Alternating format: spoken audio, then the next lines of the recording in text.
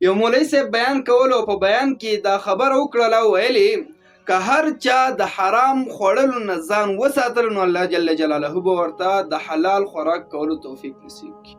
که څوک دومره مجبور شو چې د حرام خوري او د حرام خوړل نه ځان وساتل او توکل په الله وکړو نو چې الله تعالی به ورته دغه انسان ته بیا د حلال خوراک توفیق نصیب کړي.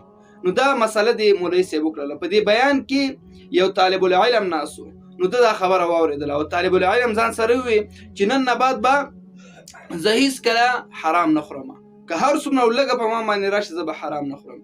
خو د الله جل جلاله امتحانات ورځې تېرېدې په دې کې د طالب العلم باندې داسې ورځې راغلې چې د انتهایي 2-3 ورځې ناهر شو، خو دې ته مجبوره شو چې دی لاړ شي او غلا وکړي.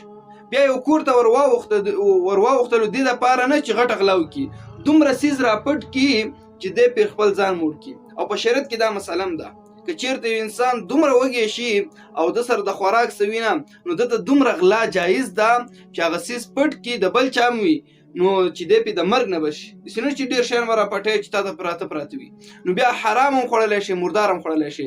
خو دغه طالب العلم بس دغه مسله اورېدلې او انتهایي زیات مجبوره شو چې زه اوس خو لږ حرام خوړلو اجازت خو شته. یو کور ته واوښتېدلو، کله چې یو کور ته واوښتېدلو په دغه وخت کې چې د کتلو یو اشپزخانې ته ورغی، نو په اشپزخانه کې تیار دیګي بخاري خې د پخ شوی او غوښه پکې پخ شوې ده.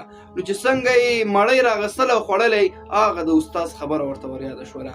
که چا د حرام خوړل نه ځان منع کړلو او حرام یې ونه خوړل او دی پې برلاسی نو او حرام یې ونه خوړل نو الله تعالی به ورته د حلال خوراک کولو توفیق نصیب کړي. دلته چې مسله یاده شوله بېرته مړۍ واچولو چې نه نه خورم، بس زه به صبر وکړم الله تعالی به راته توفیق نصیب کړي حلال بخورم. بېرته لاړو د طالب العلم په مدرسه کې څملاستېدلو. نو چې دا ورځ لا تېره شوې نه وه، یو زنانه راغلله د مدرسې دروازه یې ټک ټک کړله. د مدرسې دروازه یې ټک ټک کړله نو محتمم ورته راووتلو، مشر مولوي صاحب. نو ورته ویل چې خورې څه وایې، څه لپاره راغلې؟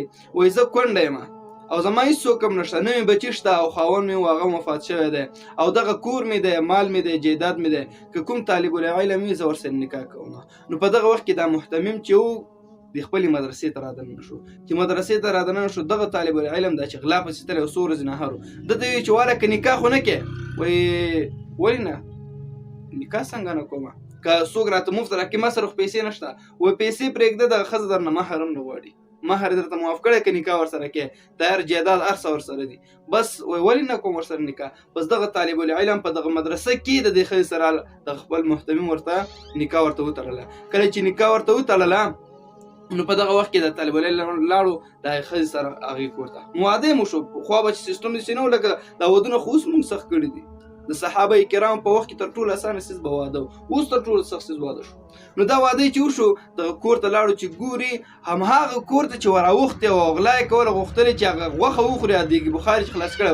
نو چې دغه ښځه ورته وایي چې خاونده وږی شوی خو نه یې، ډوډۍ درته راواخلم، د ډوډۍ وخت دی، وایي و راواخله که څه دې پخ کړي. نو چې ورغلو هماغه دیګي بخار نه یې ورته غوښه راواچوله او ده ته یې مخې ته کېښودله. نو ده ورته ووایي چې ای ښځې زه به تا ته یو خبره وکړم، نن ما سره ناشنا کار وشو، زه همدې کور ته غلا پسې راغلی وم، ما غوښتل چې غلا وکړم او حرام خوراک وخورم، خو ما ته مې د استاد مسله یاده شوله چې هغه وایي که د حرامو نه چا ځان منع کړو نو الله تعالی به د حلال خوراک کولو توفیق نصیب کړي.